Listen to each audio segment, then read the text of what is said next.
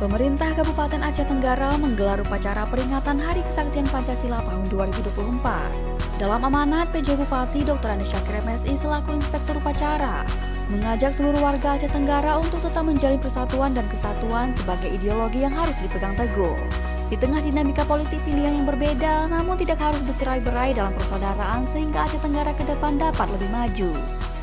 Kita berharap dari kita semua dan generasi ke depan untuk tetap menjalin persatuan dan kesatuan dalam memperjuangkan semua yang menjadi cita-cita negara kita, Republik Indonesia.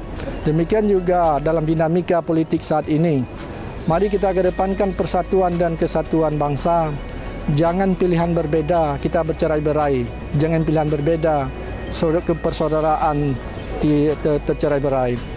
Tentu kita berharap ke depan Indonesia lebih maju, Aceh Tenggara juga lebih maju.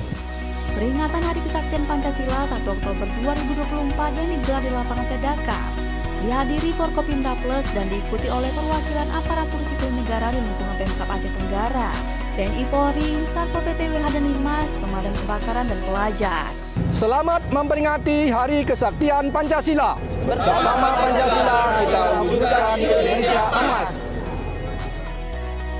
Tim Liputan Diskominfo Aceh Tenggara.